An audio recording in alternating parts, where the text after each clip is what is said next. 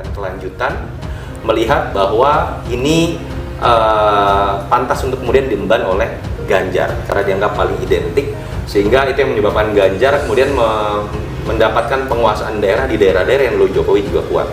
Yang menarik adalah perebutan daerah atau penggerogotan yang terjadi di daerah-daerah yang dulu merupakan daerah yang tidak memilih Jokowi. Kecenderungannya terjadi kanibalisme antara suara Mas Anies dengan suara Pak Prabowo. Kalau mau dispekulasikan kenapa, ya sederhana saja, Mas Anies ingin memadukan antara Ganjar dengan Pak Prabowo. Kalau saya dapat info gitu ya, ini A1 juga. Bahkan saya ketemu dengan, ya saya tidak sebutkan ya siapanya lah, orangnya Pak Jokowi juga lah. Kebetulan saya dekat. Saya dapat info begini, bahkan ada yang ingin memasangkan Pak Ganjar itu capres, Pak Prabowo cawapres. Bahkan saya sempat nanya, apa mungkin Pak Prabowo mau? Ya mau-mau saja lah katanya. Kenapa? Karena Pak Prabowo itu kalau tidak dapat restu ya pencapresan dari Pak Jokowi, nggak mau juga. Yang didapatkan oleh lembaga A dengan lembaga B terhadap nama seorang misalnya bisa berbeda.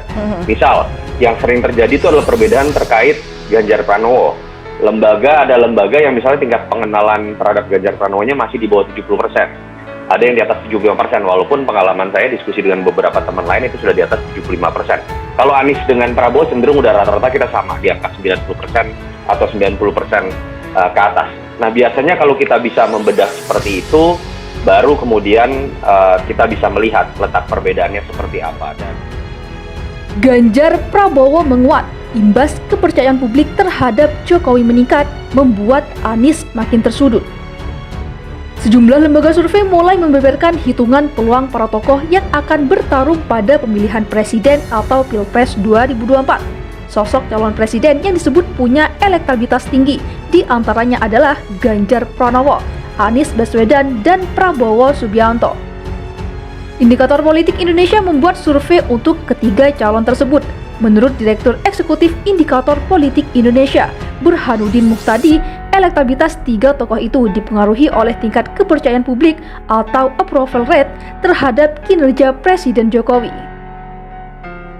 Burhanuddin menjelaskan bahwa ketika tingkat kepuasan publik terhadap Jokowi naik, maka hal yang sama juga berlaku untuk Ganjar dan Prabowo. Sebaliknya, kondisi tersebut membuat Anies tertekan. Bila approval Jokowi naik, Ganjar dan Prabowo terkerek ikut naik, sementara Anies tertekan.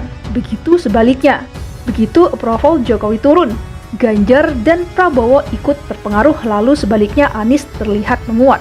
Jelasnya dalam pemaparan hasil survei bertajuk Kinerja Presiden, Elektabilitas Bakal Calon Presiden dan Partai Jelang 2024 secara virtual, Rabu 4 Januari 2023. Survei dilakukan dalam rentang 1-6 Desember 2022, melibatkan 1.220 responden dengan tingkat kepercayaan mencapai 95%.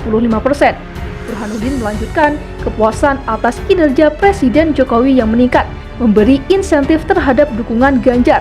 Sebaliknya, kondisi tersebut membuat Anies sedikit terhambat. Temuan terbaru indikator kepuasan atas kinerja Jokowi mengalami peningkatan dibanding sebulan sebelumnya.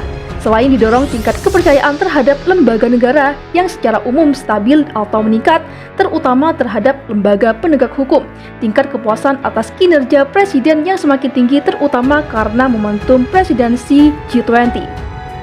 Di sisi lain, dalam catatan Burhanuddin, pola evaluasi atas kinerja Presiden Jokowi lebih mirip dengan pola dukungan Ganjar, berkebalikan dengan pola dukungan Anies.